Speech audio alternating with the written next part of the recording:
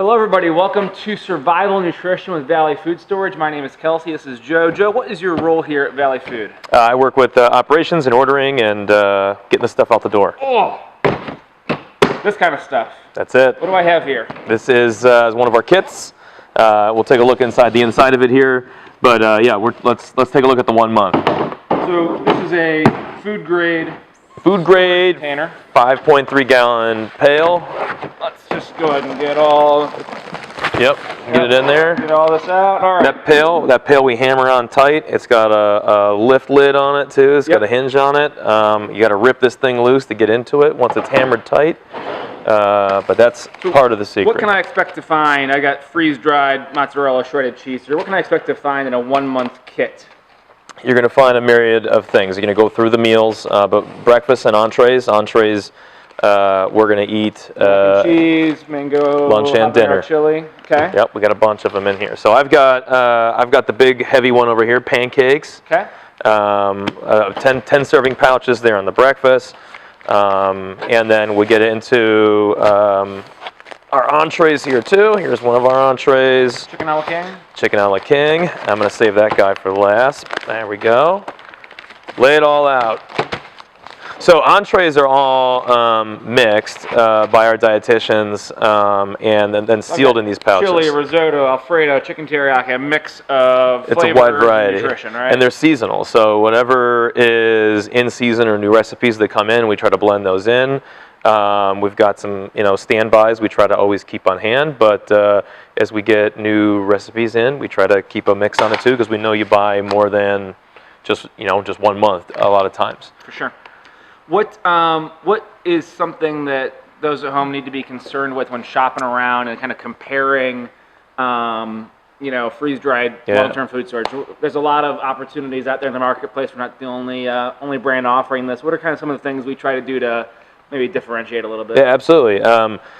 There's dried foods and freeze-dried foods, right? When we deal with drying food or dehydrating food, where we have the opportunity there to expose it to oxygen longer and the opportunity to decrease its long-term shelf life. The freeze-drying process, the idea of evacuating a chamber and lowering the temperatures and really taking and preserving all the nutrients, this stuff is like a frozen food, but it never had to freeze and degrade the stability of it. So you're going to see freeze-dried is the first thing that we do that separates us from some of the other competitors' food. If it doesn't say freeze-dried, it was probably just dehydrated, right? Got it.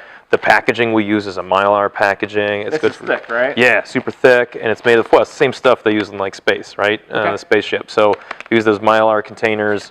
In fact, we've actually shipped some food to NASA recently for their experiment to check and see if they want to use this on future missions. So they have a resealable zipper on the top, so once you rip it, these things carry more servings than you need for one meal. So you might want to rip the top and preserve it. You can zip it back up. You don't want to let it sit for too long once you've opened it up, but I think the resealableness of it is great.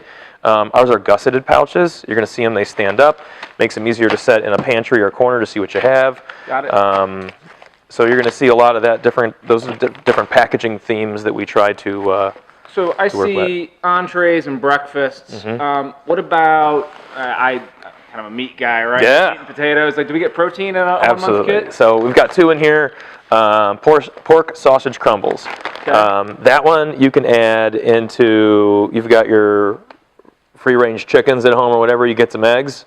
That is a supplement into that piece, because I know a lot of folks that are farmers or just have poultry on the property. You can add things like that to supplement the other things that are here, the breakfast and whatnot. Or like our white chicken dices is the other one. Those things rehydrate like chicken dices. They taste just like a standard reading the poultry. Ingredients here: freeze-dried, diced white chicken, cooked. That's it. Nothing added, no MSG, no salt, no preservatives. Just let it rehydrate, drain it, and then use it like you would in any one of these entrees, and it'll be a great additive. The one thing I don't see then, so we got meals, we got protein, breakfast. What about, my mom told me to eat my fruits and veggies. Absolutely. What about that? That's the best part. This is the baseline structure to it.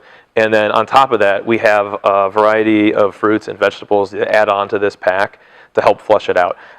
There's nothing here that you need to add anything to, but it is nice sometimes you want to add some crunchy green beans. This is all the calories Absolutely. and basic macronutrients, proteins and fats and carbs that you need to survive. Yeah, and you're going to find that our calorie count on this is another one of those differentiators compared to some of our competitors. In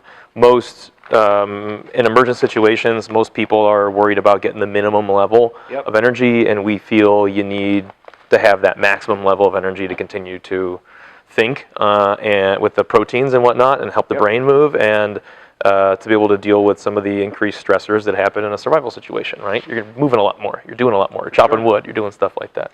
Last question, I'll let you get back to your day. The ship's obviously in the bucket. Yeah. You've got it all in these sealed Mylar pouches. How do you store this stuff? Like, do I need to line my whole basement with these? Can I put them in the attic? Where does this go? There is nothing you need to do with that. Basement is probably the best place to do it because you're temperature controlled, right? Naturally, you don't need to add anything else to it. You don't want to stress it out and high temp it out. So attic's probably less likely. But just grab that thing, put it in your basement. The great thing is you get a little flood water. It doesn't matter. This thing's sealed. These things are sealed. And you're keeping the dust off of it. That's really the focus of this. These packages stay for 25 years on their own. They don't have to have the bucket to do that. So you can peek in the bucket. You can see what's in there, right? And seal it back up. The bucket's going to keep it dust-free, and the dust can abrase the packaging over time, so it's good to keep it protected. Awesome. Thank you for your time, Joe. And thank you for staying with us. Have a great day, everybody. Thanks.